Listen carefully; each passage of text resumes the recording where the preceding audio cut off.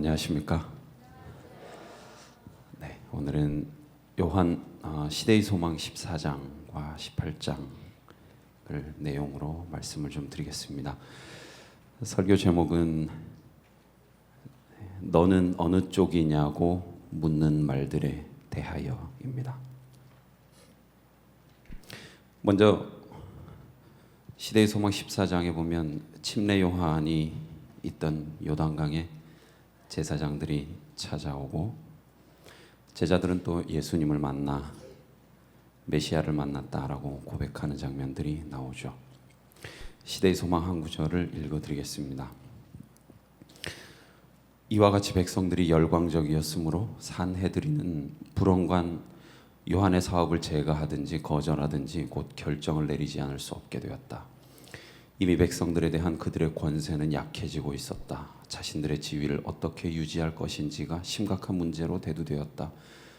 그들은 어떤 결론에 도달하리라는 희망으로 그 새로운 선생과 협의할 제사장들과 레위인으로 구성된 대표단을 요단강에 급파했다. 무리들이 모여서 요한의 말을 듣고 있을 때 대표단이 다가왔다. 오만한 랍비들은 사람들을 위압하고 선지자의 존경심을 이끌기 위하여 의도된 권위 있는 태도로 거드름을 피우며 나아왔다. 존경이라기보다는 두려움에 가까운 태도로 군중들은 그들이 지나가도록 길을 열어주었다. 호사스러운 옷을 입고 지위와 권세의 자만심에 가득 찬 이 위대한 사람들이 광야의 선지자 앞에 섰다. 그들은 네가 누구냐고 물었다.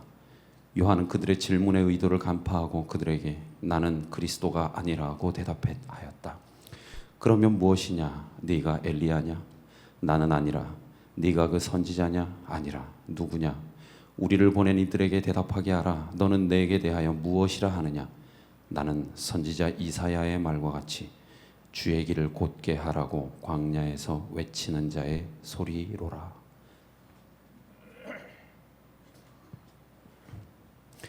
랍비들은 겉으로 보기에는 오만하게 다가왔습니다. 그렇지만 그들이 던지는 질문은 공포에서 나온 질문이었습니다. 그들은 성경의 인물들을 언급하고 있지만 정작 그들에게 중요한 것은 엘리야도 이사야도 그 선지자를 의미하는 모세도 아니었습니다. 더군다나 예수는 안중에도 없었죠. 오직 그들에게 중요한 것이 있었다면 침례 요한을 따르는 무리들이었습니다. 궁극적으로는 자신들의 약해진 권위를 어떻게 하면 다시 회복할 수 있겠는가였겠죠. 그랬기 때문에 침례 요한이 예수를 소개했을 때 그 무리 속에 있던 예수 그리스도 또한 볼 수가 없었습니다. 참 흥미로운 사실이에요. 아무리 침례 요한 같은 사람이 회개를 전해도 못 보는 사람은 못 보죠. 기독교가 위기입니다. 그러니까 저희 교단도 위기를 많이 언급하는 것 같아요. 그 중에 하나가 이제 사람들이 그러죠. 이 위기에 대한 대안은 무엇인가? 침례 요한 같은 목사가 없다. 그래서 잘 모르겠어요. 저는 침례 요한도 아니지만 오늘 여기 이 성경 구절들과 시대의 소망을 보면 침례 요한이 증거해도 못 보는 사람은 못 봅니다. 왜 그럴까요?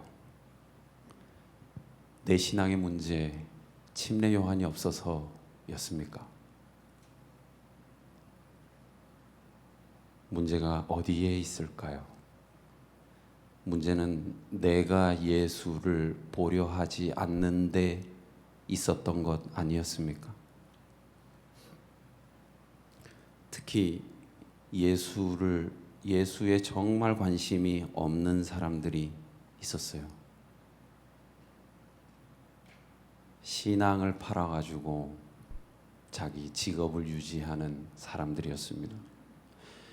교회를 다니지만 종교 지도자였지만 그 사람들은 권력에 관심이 있었어요. 그러니까 예수를 못 보는 거예요. 침례 요한 같은 사람이 왔는데 예수를 못 봐요. 저 같은 그 허접한 설교자가 지금 설교하고 있는 게 아니란 말입니다. 대단한 사람이에요. 근데 그 사람들은 못 봐요. 권력의 의지는 있었지만 신앙 의지가 없었던 것이겠죠. 그들은 그저 사람들이 많이 따르는 것이 부러워서 침례 요한을 찾은 것입니다. 그들은 회개에 대한 갈망이나 예수에 대한 궁극적인 관심이 전혀 없었죠. 대중에게 인기가 많이 있는 침례 요한이 자기네 편이 될 것인가가 중요했습니다. 메시아는 전혀 중요하지 않았어요. 그들에게 메시아는 그저 자신들에게 힘을 가져다 줄 그 메시아여야만 했던 것입니다. 그러니까 그들이 하는 질문은 뻔할 수밖에 없습니다. 질문이 정말 가벼워요. 넌 누구냐? 그러면 무엇이냐? 네가 엘리야냐? 넌 도대체 누구냐? 종교 지도자들의 위압적인 질문에 대한 침례 요한의 대답은 어이없는 것이었습니다. 나는 광야에서 외치는 자의 소리다. 그러나 내 뒤에 오는 문에 신발끈 매기도 어려운 존재다. 랍비의 질문과 요한의 대답을 생각해 보게 돼요. 랍비들이 물었죠. 당신은 누구인가? 나는 그리스도가 아닙니다. 요한이 대답합니다. 그러면 당신은 누구인가? 엘리야인가? 아닙니다. 장차 오시기로 한 그 예언자인가? 아닙니다. 그러면 당신은 누구인가? 나는 광야에서 외치는 자의 소리입니다. 침례 요한의 이 분명한 대답에 바리새인들이 다시 묻습니다. 그러면 당신은 그리스도도 아니고 엘리야도 아니고 예언자도 아니라면서 왜 침례를 주고 난리야? 이 무자격자야. 그러는 거죠. 침례 요한에게 집요하게 질문하는 유대 지도자들에게는 치밀한 논리가 있었습니다. 매우 성서적이고도 신학적인 질문이었죠. 반면에 침례 요한의 대답은 아주 단순합니다. 어찌 보면 허무하기까지 하죠. 그의 권위는 초라하기 짝이 없어요. 그는 신학교 졸업장을 내밀지도 유명한 신학 박사에게 배웠다는 말을 하지도 않습니다. 자신은 광야에서 외치는 사람도 아니고 그 소리에 불과하다고 하는 것입니다. 광야에서 외치는 자도 아니고 그 소리라는 것입니다. 곧 있으면 사라져버릴 소리래요. 그러면 다음 질문이 나오는 것이 논리적으로 당연하죠. 아니 너는 아무것도 아닌데 왜 침례를 주냐? 조직의 핵심 지도자로서 당연한 질문일 겁니다. 그러면 요한은 자신이 침례를 주는 당위성을 순서대로 설명하는 것이 아마 이치에 맞는 대답일 겁니다. 그런데요, 침례 요한의 대답은 간단했어요. 자신의 권위에 대한 구차한 변명 따위는 하지 않아요. 그저 예수 그리스도를 가리킵니다. 나는 사람들에게 물로 침례를 줍니다. 그러나 여러분 가운데 여러분이 알지 못하는 한 사람이 서 계십니다. 그분은 내 뒤에 오시는 분이지만 나는 그분의 신발끈을 풀 자격도 없는 사람입니다. 참 인상적인 말이에요. 랍비들에게는 자신의 권위가 중요했습니다. 요한에게는 예수의 권위가 중요했어요. 랍비들에게는 숫자가 의미 있었습니다. 야, 오늘 우리 교회 몇 명 모였냐 이거예요. 요한은요, 자신의 제자가 다 떠나가도 예수 한 분만 계셨으면 좋다라고 생각한 사람이었어요. 랍비들은 내 편이냐 네 편이냐가 중요했어요. 요한에게는 예수 안에서 모두가 다 한 형제요 자매였습니다. 그런데 여러분, 이게 요한에게는 참 어려운 일이에요. 그냥 제가 보기엔 그렇습니다. 제가 침례 요한이라면 어떻게 했을까? 지금 침례 요한의 제자는 정말 많아요. 그 당시에 가장 인기 있는 선생이 바로 침례 요한이었죠. 네, 고맙습니다. 반면에 예수는 지금 혼자입니다. 그리고 아무도 예수의 존재를 모르고 있어요.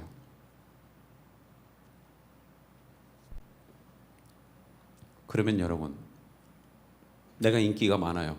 오늘 요단강변에서 설교하고 있는데 이 인원의 10배가 되는 사람들이 모였어요.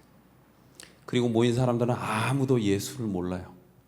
모인 사람들은 자기를 메시아로 착각하고 있는 사람들도 굉장히 많았어요. 그러면 저 같으면 내가 예수다 그럴 것 같아요. 강렬한 유혹을 느꼈을 겁니다.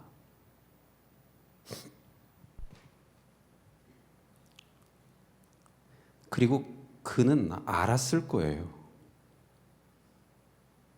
예수를 증거해봤자 나에게 돌아올 이득이 없다는 것을 말입니다. 그런데 침례 요한은 그렇게 하는 거죠. 그의 설교의 결론은 항상 똑같았어요. 보라, 세상 죄를 지고 가는 하나님의 어린 양이로다. 이것은 자신의 사역에 치명적인 타격을 주는 일이었습니다.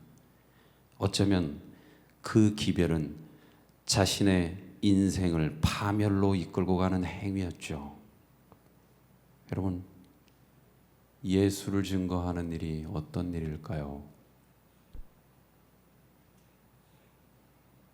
예수를 증거하면 어떤 일이 일어납니까?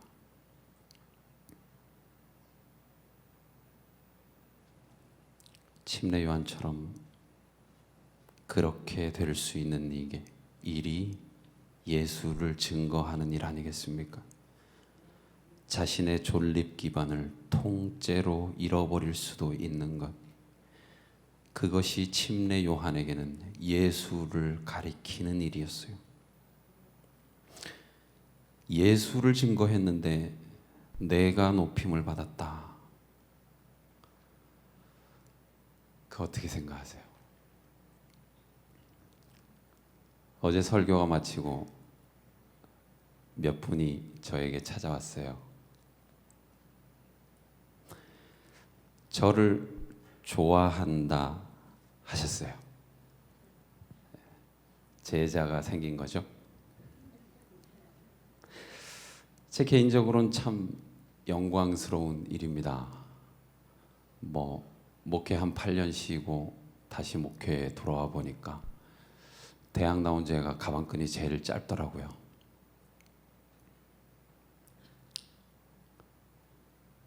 아는 것도 짧고 재능도 별로 없는 제가 목사라는 이유로 많은 사랑을 받죠. 그런데 가끔 생각해요. 아주 가끔 제가 제정신을 나는 예수를 제대로 전하고 있나? 설교란 무엇인가를 생각을 해요. 눈물 콧물 다 빼가지고 추종자를 많이 모으는 것, 그것이 설교자의 할 일인가? 그러면 목사는 연예인인가 하는 의문도 생겨요. 여러분, 목사는 어떤 사람입니까? 저는 잘 모르겠어요, 솔직히. 목사가 어떤 사람인지. 어떤 분은 그러대요. 목사는 잘생겨야 된대요. 여러분, 왜 목사가 잘생겨야 돼요? 그래요? 못생긴 사람은 예수님 증거 못해요? 네? 목사 못나면 안 돼요? 여러분, 왜 목사 중에 장애인이 왜 별로 없어요?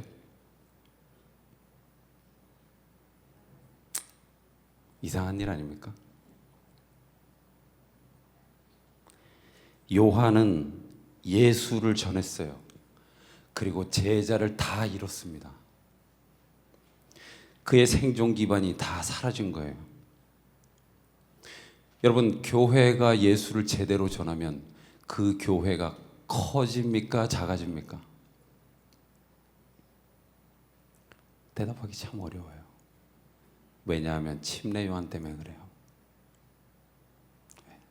사도행전 생각하면 맨날 커지기만 할 것 같잖아요. 근데 침례 요한 생각하면 예수를 그 시대에 가장 제대로 전한 사람이었어요. 그 사람만큼 예수를 사심없이 전한 사람이 없었어요. 그만한 여자가 낳은 자 중에 그런 선지자는 전무후무했어요. 설교자로서 이제 그런 설교자는 이제 안 나오는 거예요. 여러분, 침례 요한 기다리지 마세요. 저는 따라할 생각도 없어요. 배짱도 없고. 예수 전하면 자기 교회 문 닫아야 되는데 그거 어떻게 하겠어요? 저 못해요. 새 가슴이라서.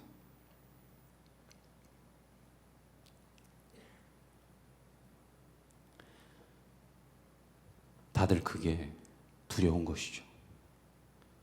그것을 가장 두려워한 사람들이 유대의 종교 지도자들이었어요. 이거 인정했다가는 자기 집단이 끝이 나는 겁니다. 그러니까 랍비들은 진영 논리로 계속 성경을 둘러대는 거죠. 엘리야, 모세 같은 인물들은 그저 양념일 뿐이에요. 핵심은 그거예요. 너 우리 편이냐? 내 편이냐, 네 편이냐, 그거예요. 예수 중요하지 않아요. 성전 제사 뭐.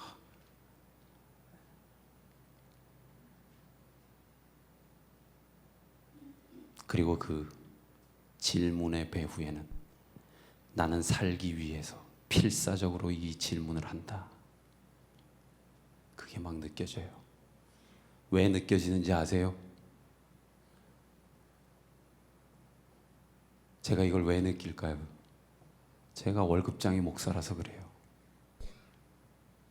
밥줄이 교단에 달려 있으니까 누구보다도 이걸 잘 느껴요. 제가 해야 하는 일, 풍산교회 교인을 늘리고 사람들에게 침례를 말해주고. 그러나 그 가운데 예수가 없고 백근철만 존재할 수 있을까요? 저는 많이 느껴요. 충분히 가능하구나. 예수를 맨날 들먹거리면서도 좁은 길이 아닌 넓은 길로 가는 게 충분히 가능하구나라고 하는 것을 제 삶을 통해서 많이 느낀단 말입니다.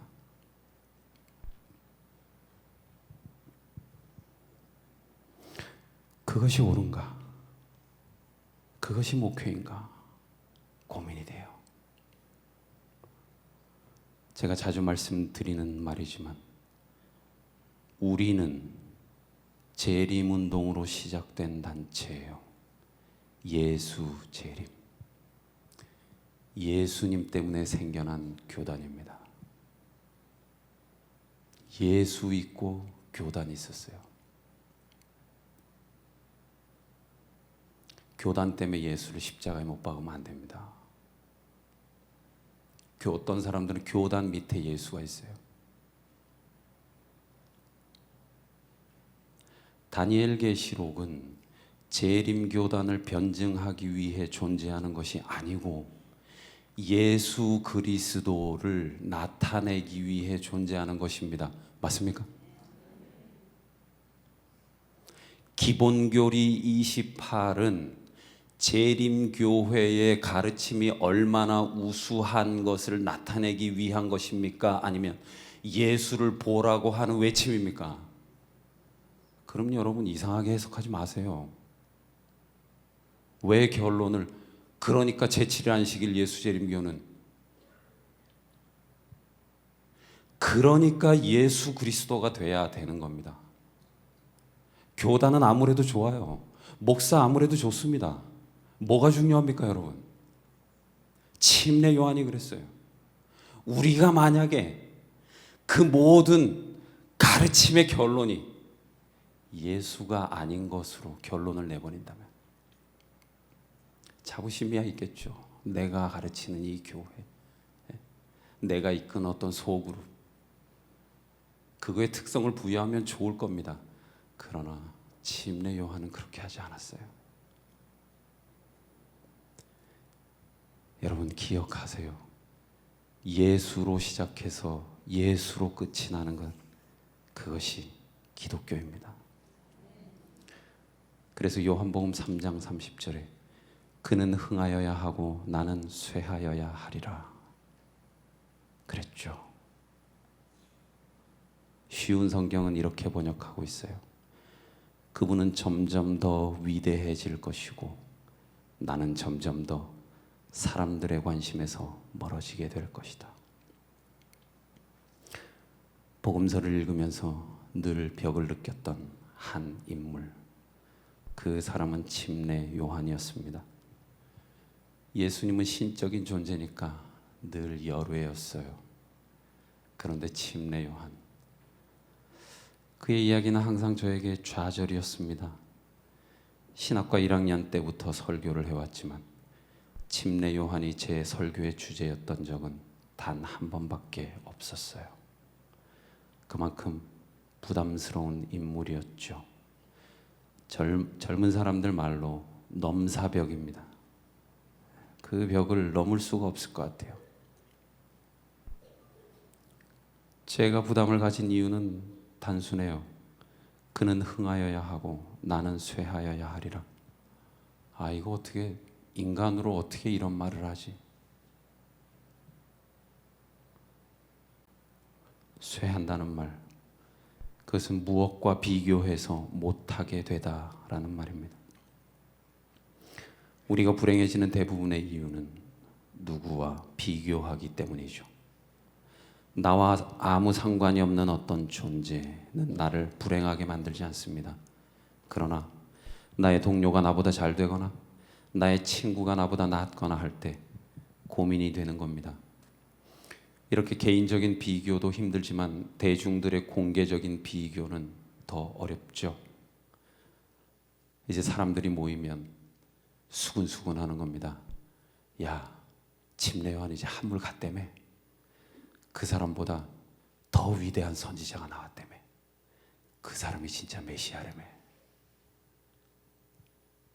과거에 구름대같이 많은 청중을 몰고 다니던 침례 요한이었어요. 견디기 어려운 겁니다. 그런 말.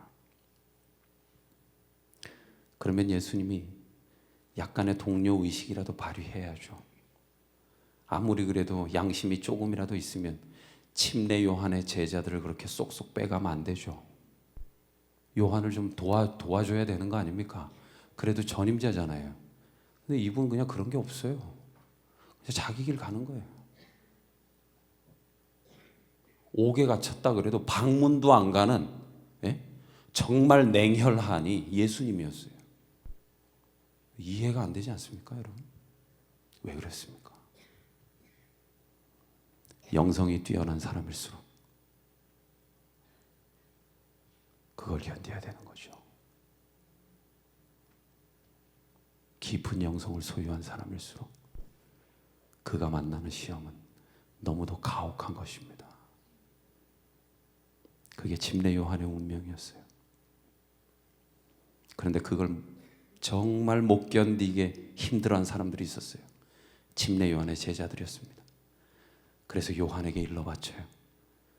선생님, 제자들이 다 예수님한테 갑니다. 근데 요한이 말해요. 그는 흥하여야 하고 나는 쇠하여야 하리라. 전율을 느끼게 하는 말입니다. 정말 부담스러운 말이에요. 아마 뭐 모르겠어요. 묵상은 가끔 합니다. 근데 이 사람처럼 될 수는 없을 것 같아요. 진짜 어떻게 이럴까? 그럼 그 사람은 어떻게 이런 결론에 도달했을까?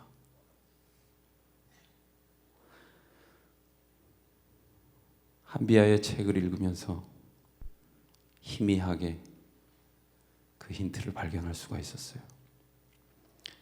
그건 사랑이었네 라는 책이었습니다. 그 책을 읽고 시대의 소망, 광야에 외치는 소리장을 꼼꼼히 읽어보았습니다. 그랬더니 거기에 이런 문장이 있었어요. 그는 아름다우신 왕을 바라볼 때 자신을 잊어버렸다. 그는 아름다우신 왕을 바라볼 때 자신을 잊어버렸다.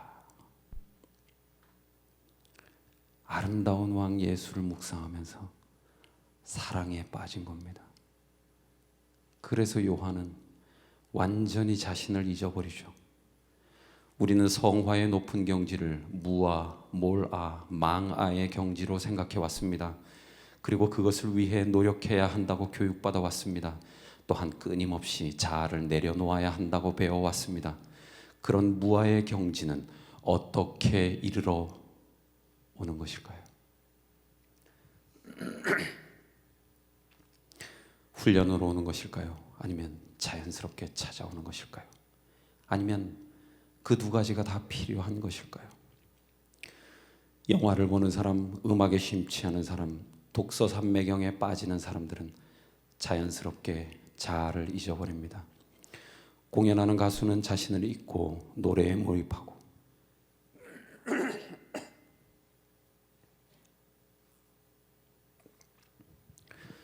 연기하는 배우는 또한 자신을 잊어버립니다.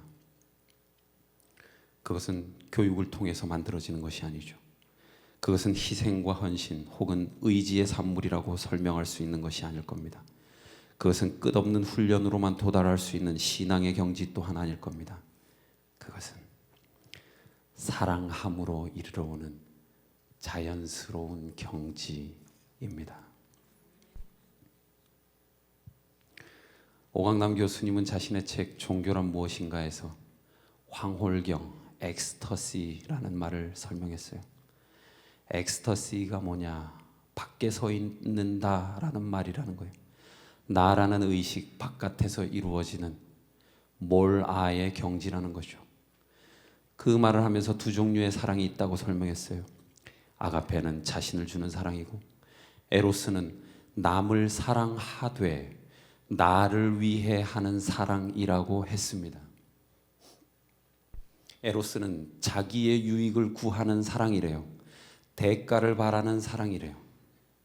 그래서 에로스는 우리가 흔히 말하듯 남녀 간의 사랑 개념이 아니래요.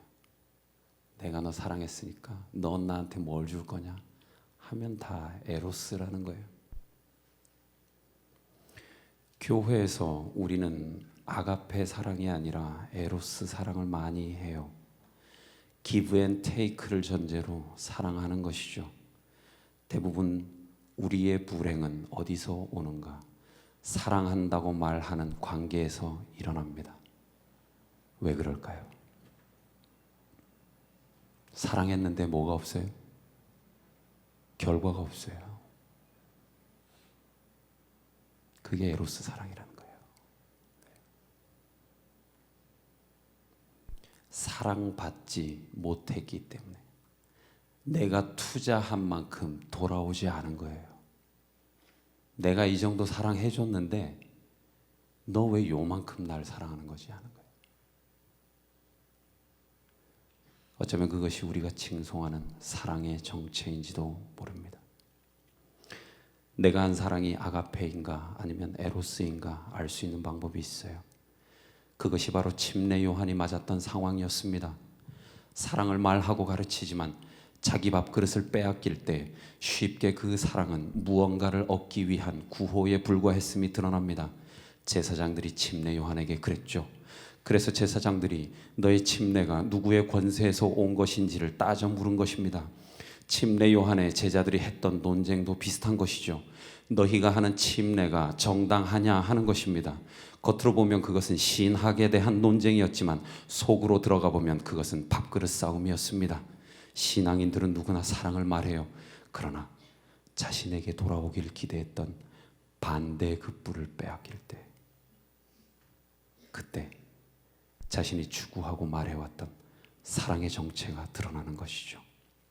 사람들의 칭찬 혹은 신앙함으로 얻는 세속적인 이익, 인기, 신앙 안에서 얻을 수 있는 명예, 하나님의 축복으로 여겨지는 세상적 이익들을 빼앗기게 될 때 그 사랑의 바닥이, 진면목이 드러나는 것입니다. 그때 비로소 내가 사랑이라고 불렀던 것이 사실은 사랑이 아니고 거래였다는 것을 알게 되는 것입니다. 사단은 우리에게 신앙을 하되 어리석은 부자처럼 신앙을 하라고 유혹합니다. 신앙이란 하나님께 무엇을 얻기 위해 하는 것이야 라고 속삭입니다. 그래서 사탄은 예수님에게 세상을 보여주고 절하면 주겠다고 한 것이죠. 그 시험은 우리에게 동일하게 이르러 오는 것입니다. 그것이 바로 사단이 원하는 논리죠. 신앙을 대가로 세상을 얻게 되는 것입니다. 그렇기 때문에 그러한 사고와 논리야말로 적그리스도적인 것이죠. 매매적인 사랑인 것입니다. 조건적인 사랑이죠. 조건적인 신앙입니다. 참 마음이 무거워요. 이사야 43장 1절로 4절의 말씀을 읽어드리겠습니다. 공동번역의 말씀이에요. 내가 너를 지명하여 불렀으니 너는 내 사람이다.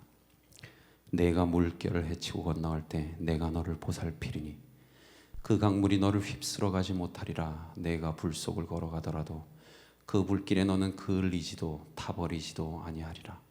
너는 눈에 넣어도 아프지 않은 나의 귀염둥이, 나의 사랑이다. 이걸 가지고 질문하는 청년들이 있어요. 왜 불 가운데로 지나가면 그 불길이 너를 사르지 못한다 했는데 재난은 왜 일어납니까? 사람들에게. 하나님이 모든 재난을 다 막아주십니까?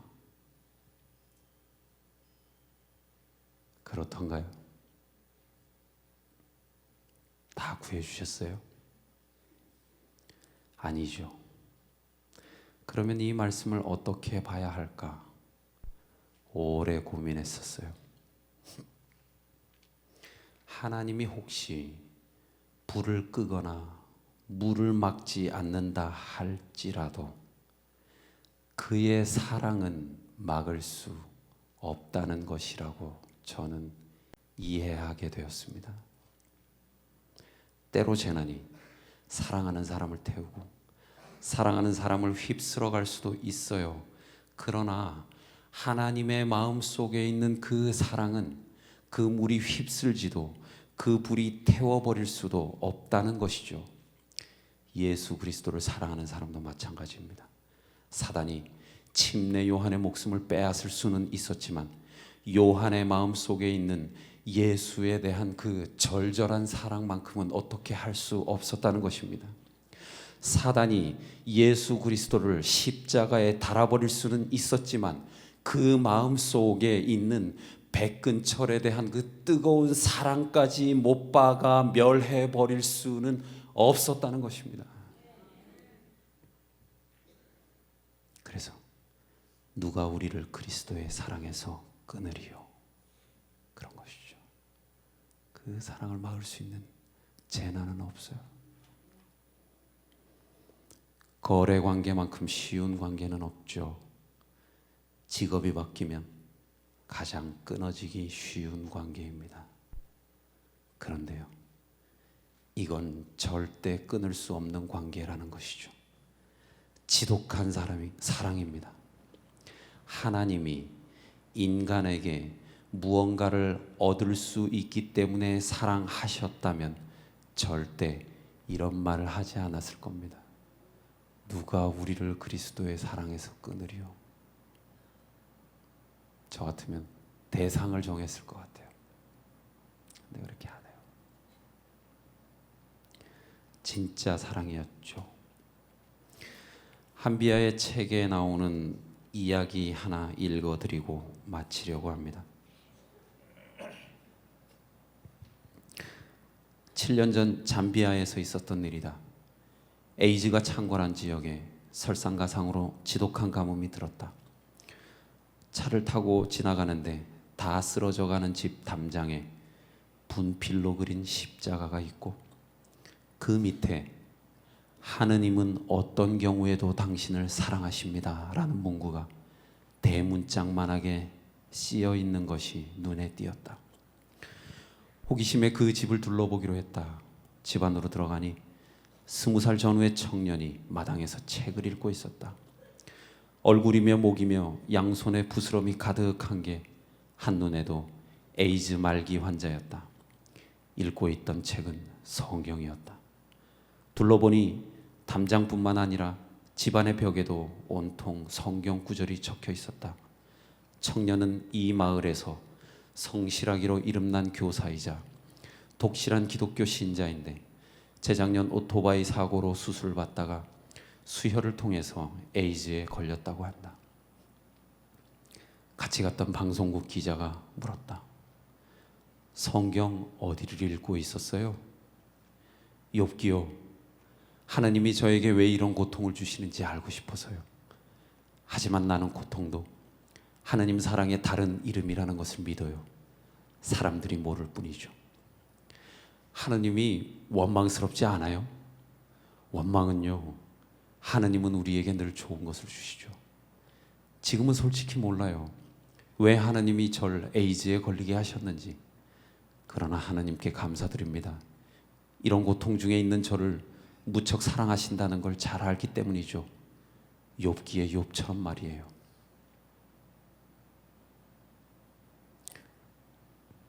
그건 사랑이었네 라는 한비아의 책 서문에 나오는 이야기입니다. 이 이야기를 하면서 한비아가 이렇게 이야기했어요. 그렇게 다 털어놓고 나니 알 수 있었다. 세상과 나를 움직이는 게 무엇인지 보였다. 세상을 향한, 여러분을 향한, 그리고 자신을 향한 내 마음 가장 밑바닥에 무엇이 있는지도 또렷하게 보였다. 그건 사랑이었다. 그건 사랑이었다. 그는 흥하여야 하고 나는 쇠하여야 하리라.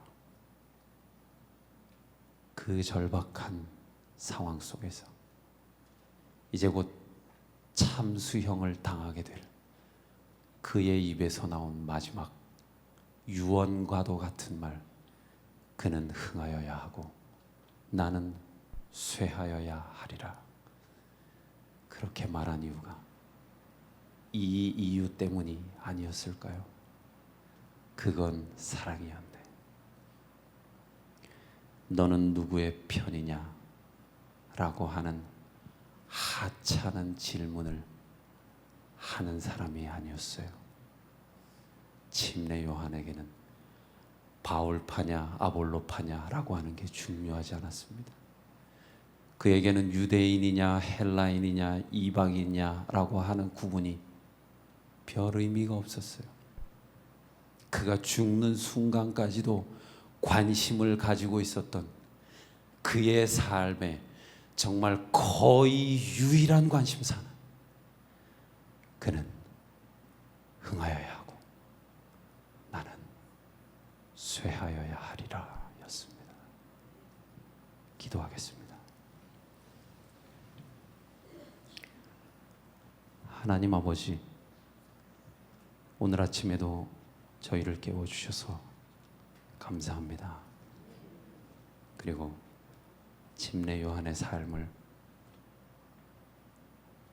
생각해 볼 수 있도록 도와주신 것 감사합니다.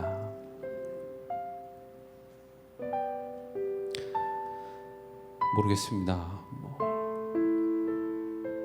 거창한 단어로 목회를 한다 하고 신앙을 한다 하고 예수의 이름을 들먹거리고 그렇게 하는데 정작 예수님에 대한 사랑은 얼마나 진실했는지 스스로 되물어보게 됩니다. 참 많이 죄송합니다.